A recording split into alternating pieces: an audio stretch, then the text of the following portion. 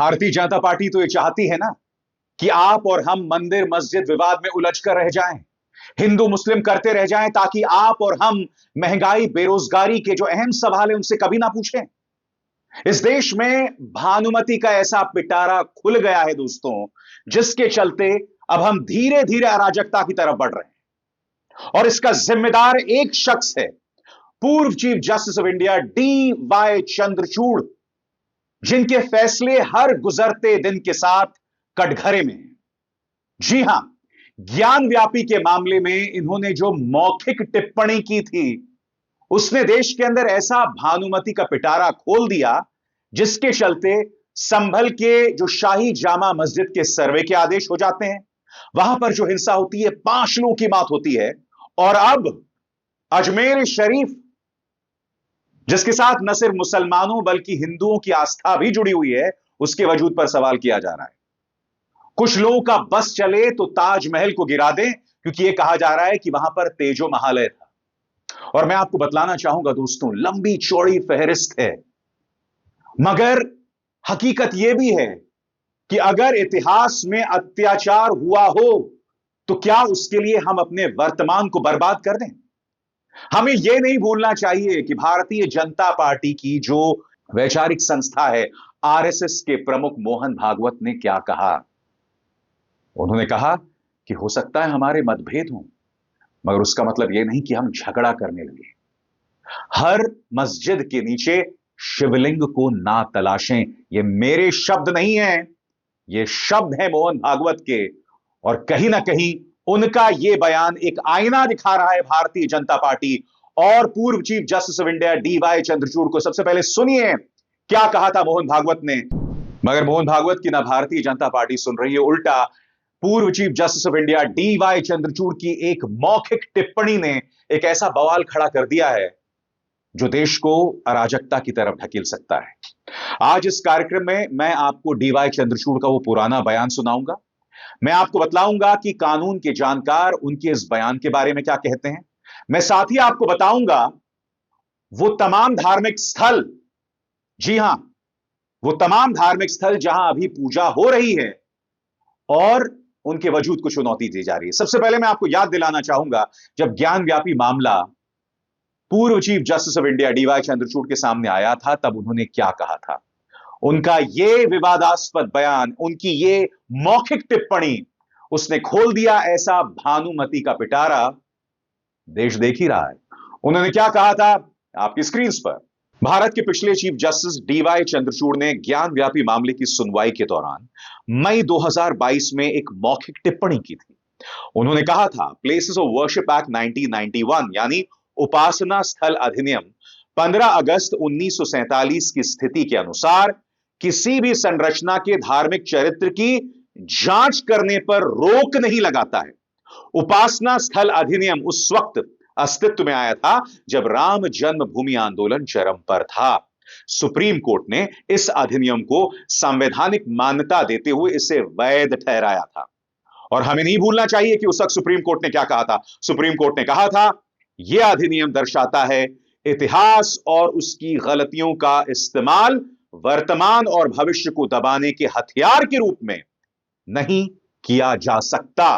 तो chief justice of India D.Y. Chandrachud के सामने प्लेसेस ऑफ वर्शिप एक्ट 1991 था, मगर उन्होंने उसका अनुसरण नहीं किया। उन्होंने मुस्लिम पक्ष से कहा कि आप जाइए, ट्रायल कोर्ट में जाइए और वहां पर अपील कीजिए। सुप्रीम कोर्ट चाहता तो उसे उसी वक्त रोक सकता था।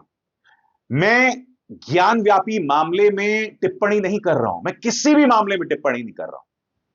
मैं यह कह रहा हूं, यह देश कानून के हिसाब से चलेगा। मैं आपके सामने आरएसएस के प्रमुख मोहन भागवत का बयान पेश कर रहा हूं। और मैं आपको याद दिलाना चाहूंगा कि 2022 में उस वक्त सुप्रीम कोर्ट ने क्या किया था। आपकी स्क्रीन पर तत्कालीन चीफ जस्टिस की अध्यक्षता वाली 5 जजों की बेंच ने ज्ञान व्यापी की मस्जिद समिति से कहा कि वो अपनी आपत्तियां ट्रायल कोर्ट के सामने दायर करें। तत्कालीन चीफ जस्टिस ऑफ इंडिया की इस मौखिक टिप्पणी को ट्रायल कोर्ट और बाद में इलाहाबाद हाई कोर्ट ने कानूनी अधिकार के तौर पर लिया। इन अदालतों ने कहा कि पूजा स्थल अधिनियम के तहत इस तरह के मामलों पर रोक नहीं है। इसके बाद मथुरा में कृष्ण जन्मभूमि शाही ईदगाह मामले में भी सुनवाई को जारी रखने को मंजूरी मिली। यानी कि एक के बाद एक मामले खुलते चले गए। भारतीय जनता पार्टी के लिए राजनीतिक तौर पर इसका फायदा है, क्योंकि फिर आप नौकरी की बात नहीं करेंगे, आपका जो परिवार आर्थिक मुश्किलात से गुजर रहा है उसकी बात नहीं करेंगे, जीडीपी जो लगातार गिरती जा रही है उसकी आप बात नहीं करेंगे। आप जो है वो बतौर हिंदू अपने आक्रोश, अपने गुस्से का इजहार करेंगे। ये अपने आप में कितना अजीबोगरीब इत्तेफाक है ना, कि chief justice of India DY Chandrachud ने कई फैसले सुनाए जिसकी उस वक्त काफी तारीफ हुई थी, मगर अब बाद में जब आप उन फैसलों को देखते हैं तो पता चलता है कि उन फैसलों का दूरगामी फायदा भाजपा को हुआ। मसलन प्लेसेस ऑफ वर्शिप एक्ट 1991 की किस तरह से धज्जियां उड़ाई गई थी वो मैं अभी अभी आपको बता चुका हूं। गुप्त चुनावी चंदा, इसे उन्होंने खत्म कर दिया था।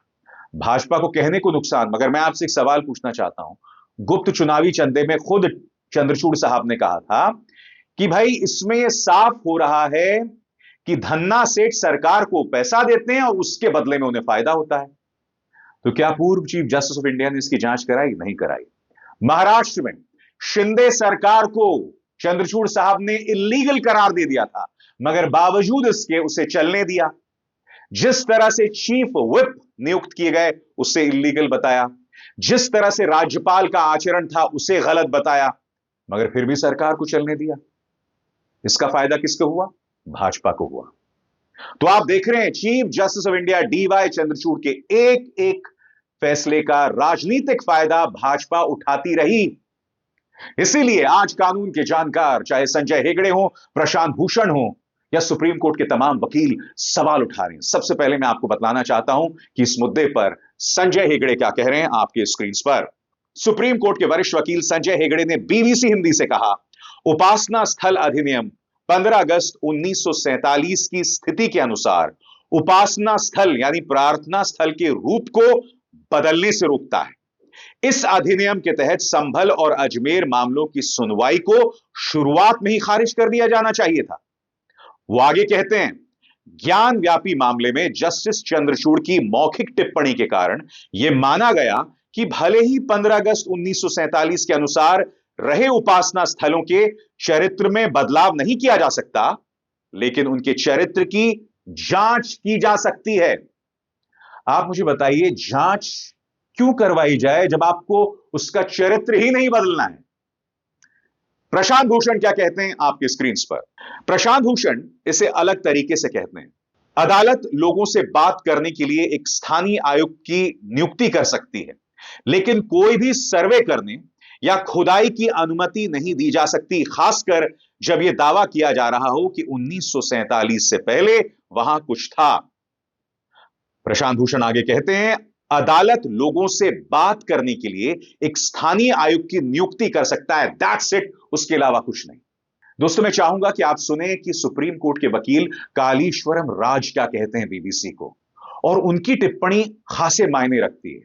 सुप्रीम कोर्ट के वकील कालीश्वरम राज इस मामले पर बीबीसी हिंदी से कहते हैं, हमारी संस्थाओं और अदालतों को इतिहास से सीख लेनी चाहिए। हमारी संसद ने कुछ ऐसे सबक सीखे और 1991 का अधिनियम इसका प्रमाण है, इसका सबूत है।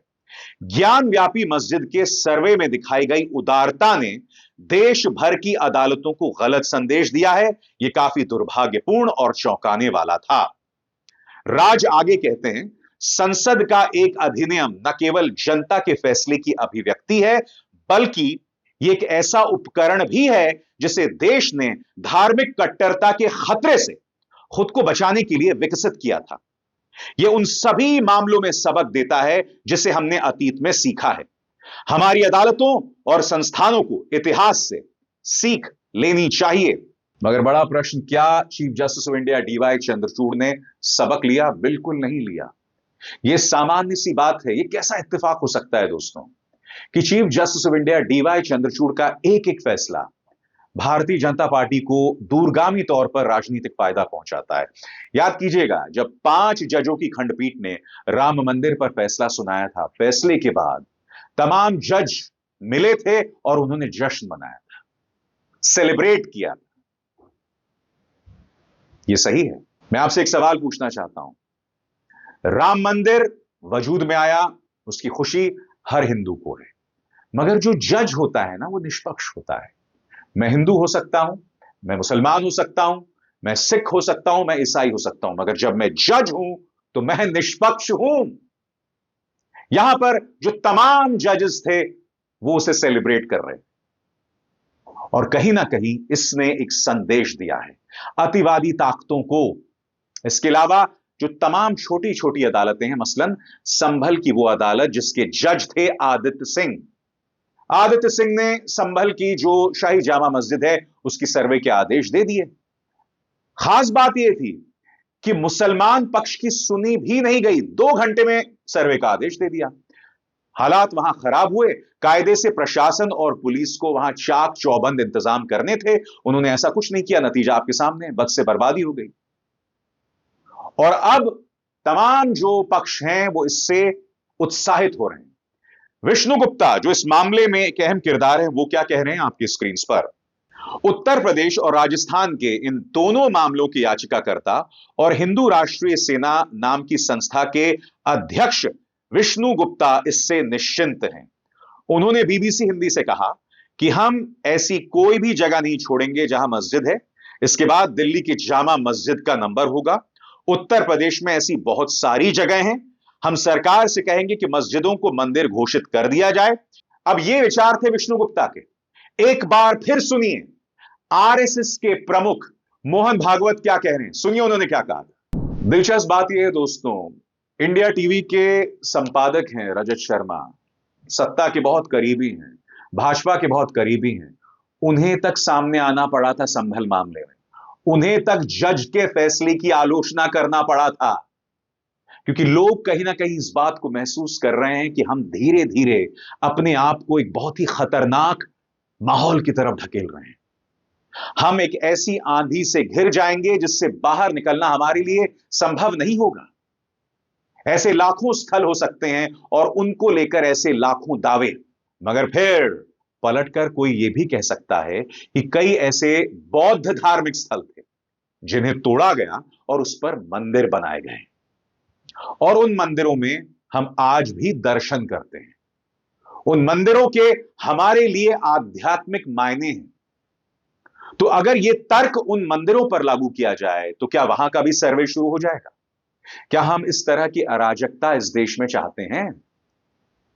अगर आप एक कट्टर हिंदू हैं जिसके मन में नफरत है मुसलमानों के लिए, तो मैं आपसे पूछना चाहता हूं, जिस मंदिर में आप दर्शन करने जाते हैं और वहां पर कोई बौद्ध यह दावा करे कि इसके नीचे एक बौद्ध स्तूप था और इसका सर्वे कराया जाना चाहिए, तब आप कैसा महसूस करेंगे बताइए? इसीलिए अगस्त 15, 1947 का प्लेसेस ऑफ वर्शिप एक्ट 1991 आया था, ताकि ऐसे विवादों में हम ना पड़ें। यही बात 1991 का यह अधिनियम कहता है, यही बात मोहन भागवत ने कही कि हम इतिहास के लिए अपने वर्तमान को बर्बाद नहीं कर सकते हैं। और दुख की बात यह है दोस्तों, मुद्दा सिर्फ संभल का नहीं है, अजमेर शरीफ, हमारी आस्था इसके साथ जुड़ी हुई है, उसके वजूद को चुनौती दी जा रही है। ताजमहल के वजूद को चुनौती दी जा रही है, जो देश की आन बान और शान है और दुनिया के 7 अजूबों में शामिल रहा है। मैं आपको बतलाना चाहता हूं दोस्तों, अलग अलग जगहों पर क्या क्या दावे किए जा रहे हैं। सबसे पहले बनारस से 2 मिसालें सामने उभर कर आती हैं, जो मैं आपको पढ़ के सुनाना चाहता हूं। यह दैनिक भास्कर की पड़ताल है। बनारस में ज्ञान व्यापी मस्जिद या विश्वेश्वर मंदिर। दैनिक भास्कर यहां क्या कहता है? वाराणसी का ज्ञान व्यापी परिसर मस्जिद है या काशी विश्वनाथ मंदिर का हिस्सा? हिंदू पक्ष का दावा है कि ज्ञान व्यापी परिसर काशी विश्वनाथ मंदिर परिसर का हिस्सा है। कोर्ट के आदेश पर एएसआई सर्वे करवा चुका है। हिंदू और मुस्लिम पक्ष की अपनी अपनी दलीलें हैं। हिंदू पक्ष कहता है कि औरंगजेब ने मंदिर तोड़कर मस्जिद बनवाई। मुस्लिम पक्ष का कहना है कि उनकी कई पीढ़ियां यहां नमाज पढ़ती आई हैं। यह सिलसिला 600 सालों से चल रहा है। बनारस की एक और मस्जिद को लेकर विवाद। वाराणसी में पंचगंगा घाट के पास बनी धरहरा मस्जिद को लेकर विवाद है।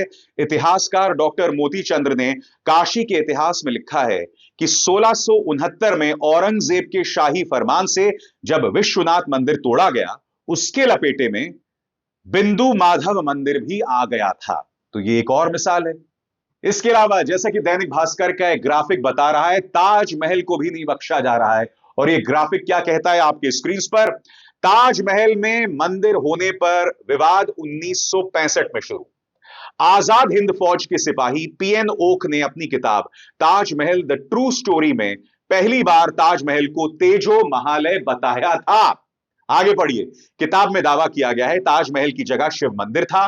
तेजो महालय 1155 में मुगलों के शासन से दशकों पहले बना था। मराठी भाषा में लिखी गई किताब 1965 में आई थी और उसके बाद से हिंदुत्ववादी संगठन इस किताब का इस्तेमाल करते रहे हैं ताजमहल पर हमला बोलने के लिए। इसके अलावा मथुरा, आगरा, जौनपुर। सबसे पहले बात मथुरा की। मथुरा में श्री कृष्ण जन्मभूमि शाही ईदगाह विवाद। मथुरा में श्री कृष्ण जन्मभूमि शाही ईदगाह विवाद का मामला कोर्ट में है। 1670 में औरंगजेब के शासन में यहां शाही ईदगाह मस्जिद बनाई गई। 1944 में पूरी जमीन उद्योगपति जुगल किशोर बिड़ला ने खरीद ली। 1951 में उन्होंने श्री कृष्ण जन्मस्थान ट्रस्ट बनाया, जिसे यह जमीन दे दी गई। ट्रस्ट के पैसे से 1958 में नए सिरे से मंदिर बनकर तैयार हुआ। फिर एक नई संस्था श्री कृष्ण जन्मस्थान सेवा संस्थान बनाई गई। इसके अलावा जैसे मैंने बताया, आगरा और जौनपुर भी आपकी स्क्रीन पर। आगरा की जामा मस्जिद की सीढ़ियों के नीचे मूर्ति होने का दावा। आगरा की जामा मस्जिद की सीढ़ियों के नीचे भगवान श्री कृष्ण की मूर्ति होने का दावा किया जा रहा है। मामला कोर्ट में है। हिंदू पक्ष का दावा है कि औरंगजेब ने श्री कृष्ण जन्मस्थान मंदिर के विग्रह को सीढ़ियों के नीचे दबवा दिया था। मुस्लिम पक्ष ने इस दावे का विरोध किया है। उसी तरह से जौनपुर में भी अटाला मस्जिद है। अटाला मस्जिद है या मंदिर, उसको लेकर विवाद है। आपकी स्क्रीन पर जौनपुर स्थित अटाला मस्जिद भी विवादों से घिरी है। इस मस्जिद का निर्माण 1408 में इब्राहिम शरीकी ने कराया था। माना जाता है कि इब्राहिम ने जौनपुर में स्थित अटाला देवी मंदिर को तोड़कर अटाला मस्जिद बनवाई थी। यकीनन दोस्तों, इनमें से कई ऐसे मामले हैं जो ऐतिहासिक तौर पर तथ्य रहे होंगे। इसे कोई चुनौती नहीं दे रहा है। अगर एक कानून बना है तो उसका मकसद है कि देश में दंगे ना हो। भारतीय जनता पार्टी को अभी लग रहा है कि हम अगर इस तरह के मामलों को तूल देंगे, बढ़ावा देंगे, तो हिंदू मुस्लिम दो फाड़ हो जाएगा। और वो चाहते हैं कि भाई इसी तरह से वो सत्ता में बने रह सकते हैं। तभी आप देखते हैं कि हेमंत बिस्वा शर्मा हो, योगी आदित्यनाथ हो, वो भड़काऊ बयान देते रहते हैं। प्रधानमंत्री इस पर पूरी तरह से खामोश है। प्रधानमंत्री जब विदेश जाते हैं तो उन्हें शर्मिंदगी का सामना करना पड़ता है। मसलन एंजेला मर्केल, जो कि जर्मनी की पूर्व वाइस चांसलर है, उनकी नई किताब आई है। उसमें उन्होंने कहा है कि मैंने प्रधानमंत्री नरेंद्र मोदी से सवाल किया था कि आपके देश के अंदर किस तरह से मुसलमानों पर निशाना साधा जा रहा है। प्रधानमंत्री ने उस वक्त उस मुलाकात में उसका खंडन किया था। मगर यह कहीं ना कहीं देश की साख पर सवाल है कि हमारे प्रधानमंत्री विदेश जाते हैं और विदेश के प्रधानमंत्री, राष्ट्राध्यक्ष जो हैं, वो भारत पर सवाल करते हैं। एंजेला मर्केल की इस किताब ने कहीं ना कहीं भारतीय जनता पार्टी सरकार की पोल खोलकर रख दी है।